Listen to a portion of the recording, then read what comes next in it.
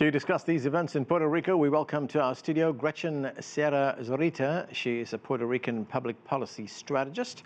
Also with us, Mariano de Alba. He is an analyst and lawyer specializing in international law.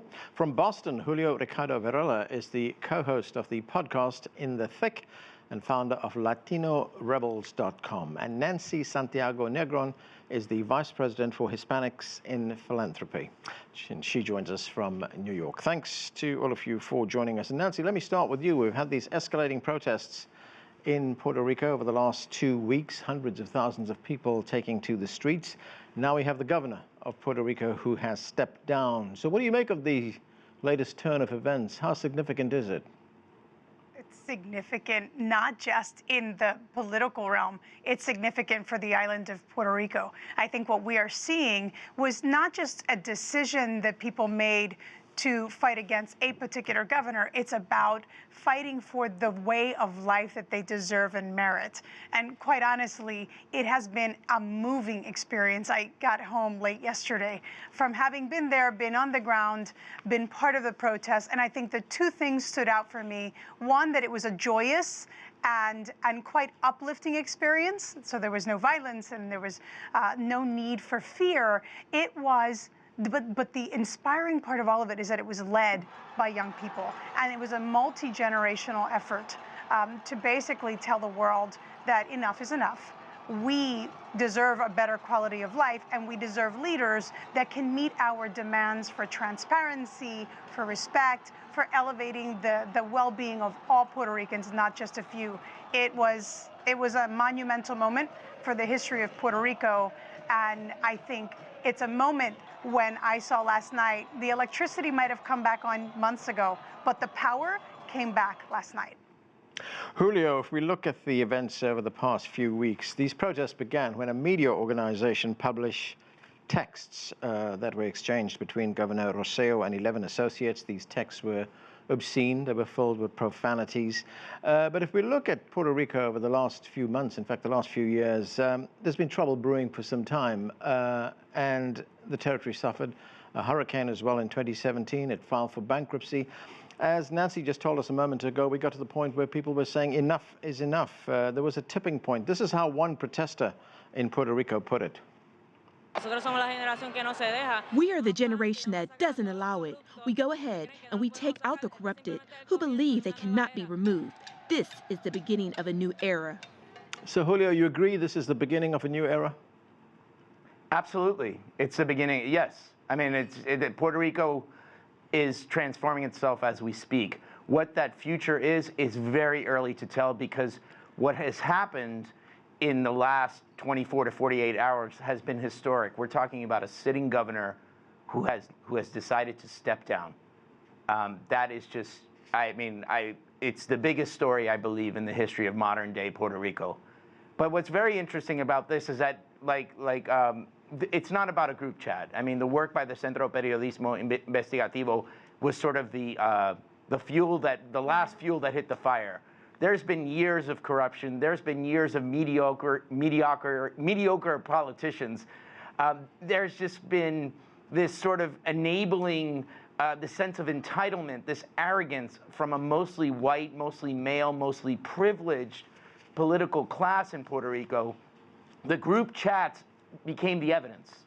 And I think that's what we need to see. It's like it was the sort of we turned it on and the people reacted. But to suggest that this is something new, to suggest that all of a sudden there's corruption in Puerto Rico, it goes back to a very simple answer to all this. This is what happens when you live in a colony. This is colonialism. And we've had a political elite that has sort of participated in a colonial system that has become the benefit to them and has ignored the will and the will of the Puerto Rican people for years. Gretchen, what are your impressions? I mean, is this a turning point that we see now? It is a turning point, but I don't think that people have still realized what is exactly happening. I think there are really two versions of this reality on the ground. I hear people talking about they came to this point because the total disregard they felt that the government had for the suffering that they had gone through when the chats were revealed. And then there's another group of people who are looking at this from a more intellectual point of view. We're focusing on the corruption that has engulfed the government for years. So I think that they're actually, depending where you are, how much you suffered through the economic crisis, how much you suffered through hurricane, the response is a highly emotional and extremely valid. And if you were on another, and this I will say from the people that did not suffer as much through the crisis or through a hurricane, because we're in another socioeconomic set, they're looking at it more from the intellectual, not intellectual, more intellectual and less emotional, because they did not have that suffering. And I don't think there's a recognition of the powers that be, that the suffering that people went through is extremely real and was used to propel this movement forward. And so I see a disconnect internally among the haves and have-not. And this particular point, I think that gap between the haves and have-not that has started with a 13-year recession and then was augmented during the hurricane, and now with this last scandal, just kind of burst.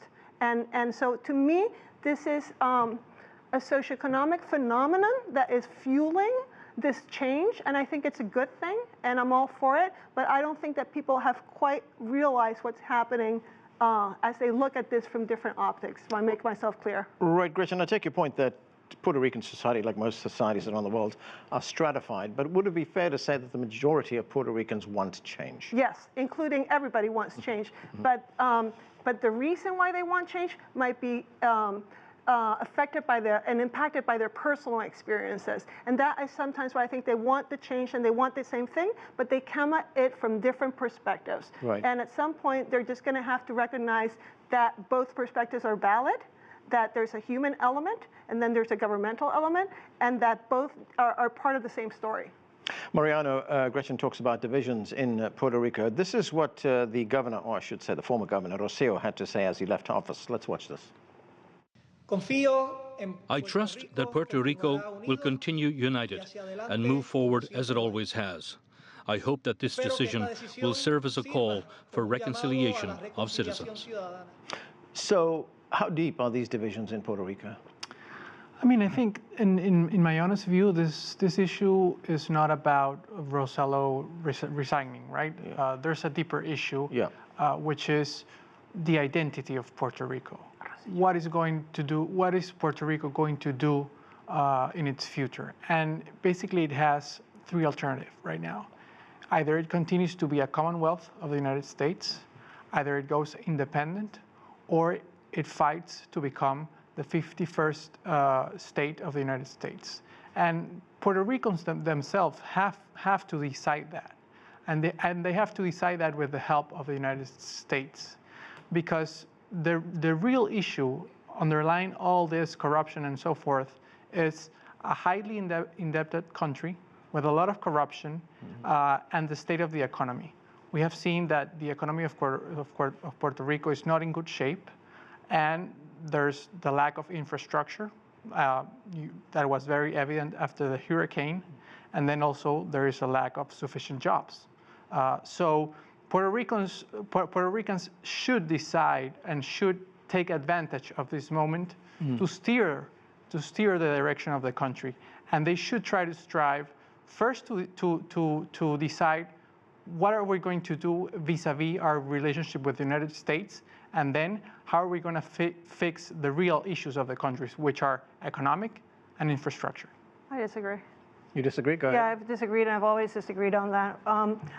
The one thing that is so special about this event that happened is that it's, there are no parties, it's multi-partisan, it's multi-generational, like Nancy said, and at no point in this discussion, the issues of status come up. Not that they're not important and not that they're relevant, but I think there has been a real recognition that governance, regardless of whether you're independent, Commonwealth, or state, is something that must be dealt with, and dealt with correctly if you're going to move forward. It does not matter if you're a state or if you're independent, as long as you have issues of governance, lack of transparency, lack of access to information, and the extreme corruption we had to now, we cannot move forward. And I think this is where Le han quitado la venda. They took the blind from the eyes, and they can see, oh my gosh, we have been talking and electing people to government based on their status affiliation, and we never bothered or even gave any thought whether we should look at how their administrators, what are they doing with their money, how they're behaving. That was never a point, something that was considered come election time. And so now I think agree. for the first time they're saying there's another basis to elect a governmental official, and it has nothing to do with status. You want to respond to that I think quickly? this is the question about colonialism, but I just want, because I think this is a really important point. The conversation is changing in Puerto Rico, and we have to acknowledge that. And I think it's okay that we use the word colony a lot, and we try to look at ourselves as a Puerto Rican people and say, you know what, we've been living under a colonial system for decades. Some would say for centuries. Now, we need to decide what we want to do with that. But at the same time, we need to re-examine the society, because guess what? We live in a colony. There's no if, and, or but about it. And we're starting to see the aspects of this colonial system. Right. And it got really ugly, and the warts were there, and people came out. And what I tell people now, can we just take a moment to just acknowledge the fact that what has happened in the last 48 hours is, I can't even begin to think a moment in my life as a Puerto Rican greater than this moment. The questions about what's going to happen later and what's the ideologies and everything, if they take over, then Puerto Rico goes backward again. Yes. So let's all take a pause and let's look at what this movement is happening, and let's see where we as Puerto Ricans start putting Puerto Rico first. And then instead of putting ourselves in all the boxes of status. Okay, Mariano, let me get your response. Nancy, I will get to you in a moment. Yeah, just to be clear, I'm all for governance, and I think that governance it's a key issue that has to be resolved. The question that I'm posing is it going to be really possible to fix the governance issue of Puerto Rico before dealing with those more systemic issues I referred to? And that's a big question. Okay, Nancy, go ahead.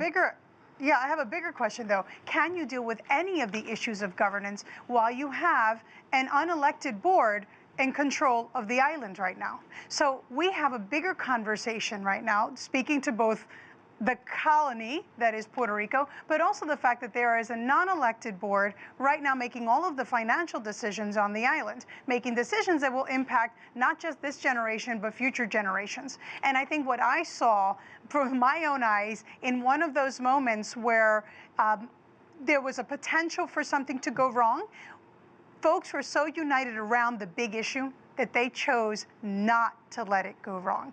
At one point, police officers felt the crowd was getting too rowdy and it was becoming agitated, and the protesters decided of their own accord, they all looked at each other, they all sat down on the ground together. It was a moment of goosebumps because everyone knew that there was a bigger issue at hand here, and it wasn't an issue of turning one Puerto Rican against another based on their beliefs about the status. It was about, this is about our Puerto Rico. Those are our police officers. They're getting upset.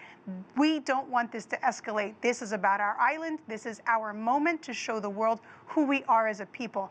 Everyone sat down, and there was a moment of silence.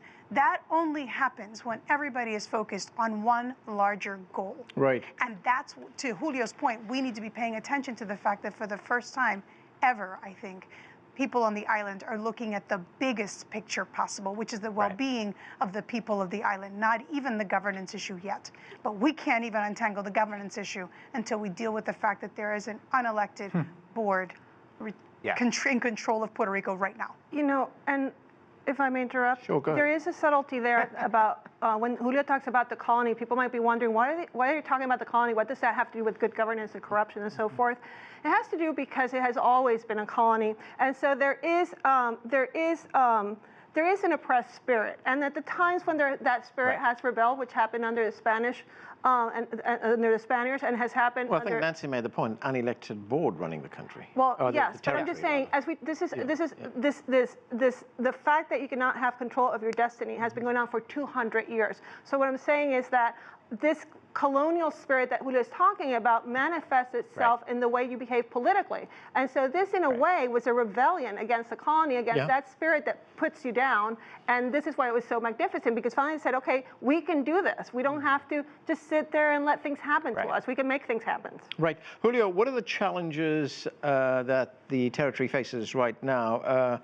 I was reading an article in Time magazine which said that if we look at the situation in the territory right now, public education has been defunded, public services have been privatized, that board appointed by Congress in 2016 has imposed austerity measures.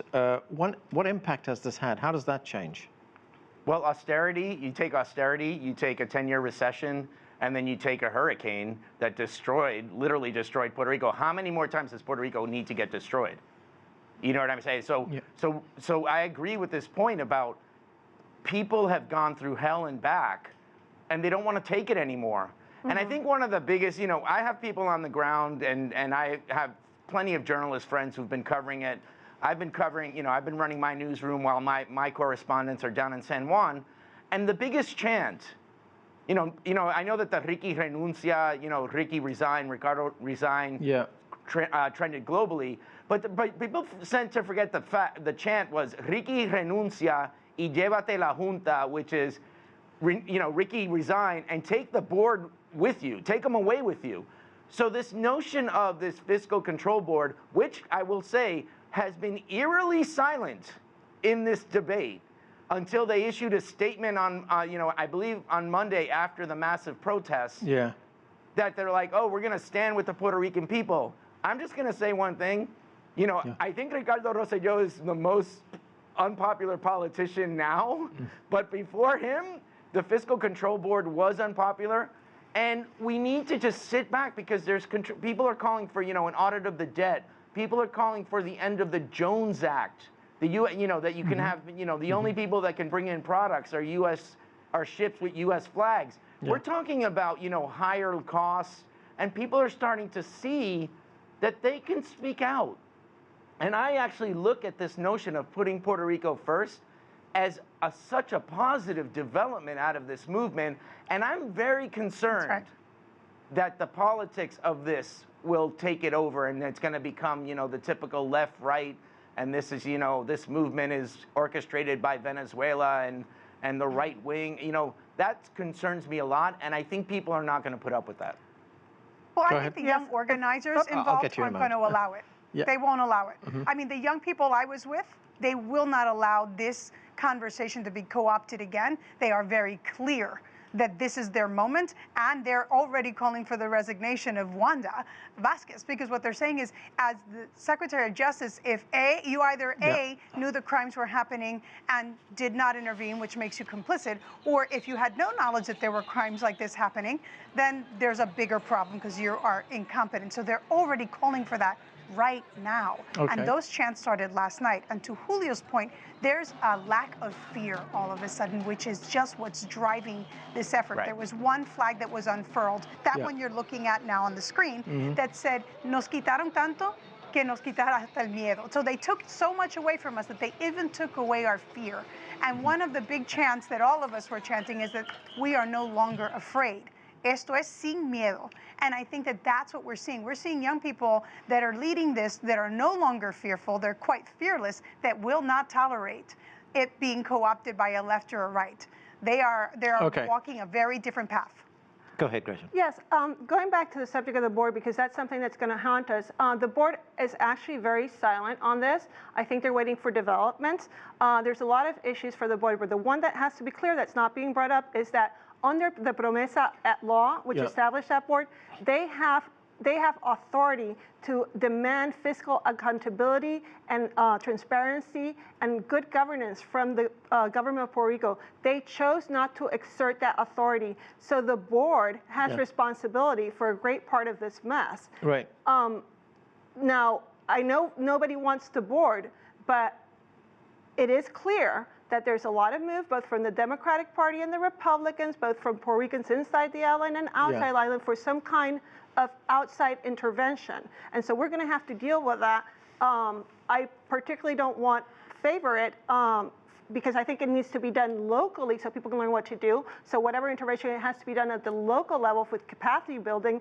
But I don't think we can delude ourselves and think that outside oversight is going to go away, because it's not. It's actually going to increase, and it already increased. When you say outside oversight, where would that oversight come from? There's talk about federal coordinators.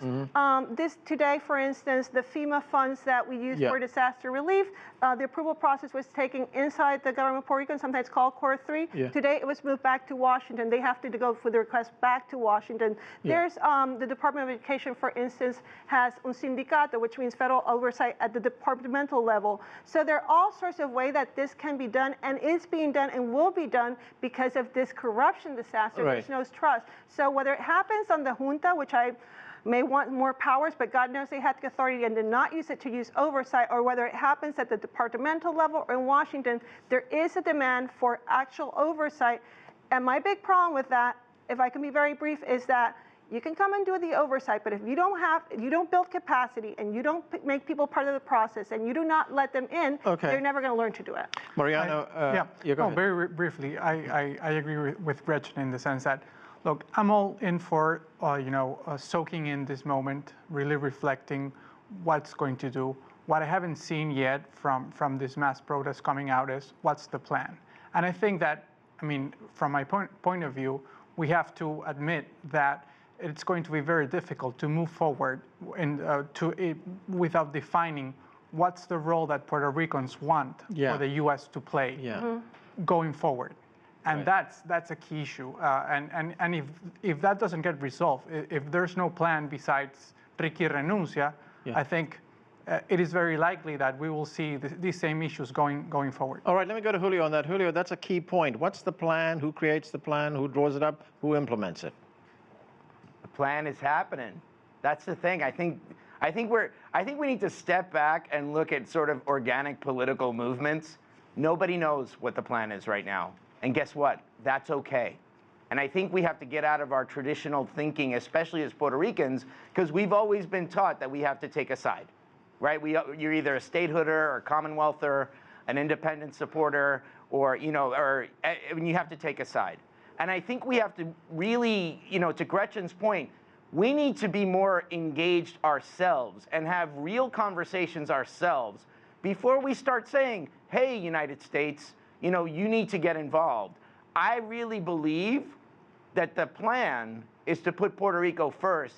It's going to be messy. It's going to challenge a lot of status quo. There will be a lot of angry people. There will be a lot of co-option of this movement, but it happened. And if anyone says, when I said 3 weeks ago, or 2 weeks ago when this was breaking, and the governor of Puerto Rico was under this pressure, and I knew at that moment it was only a question, it wasn't a question of if, it was a question of when. There was a lot of people who were like, Julio, you're crazy, estás loco. You know what? If you see what has happened in Puerto Rico, if you feel it, if you see the communications, Puerto Ricans talking to each other, that notion of, it was always a question of when, doesn't seem so crazy now. Right. And I think we need to step back and stop thinking of this in a very structured way and realize that what we're witnessing right now is organic, and who knows, and it could transform Puerto Rico, and whatever that transformation is, we don't know yet.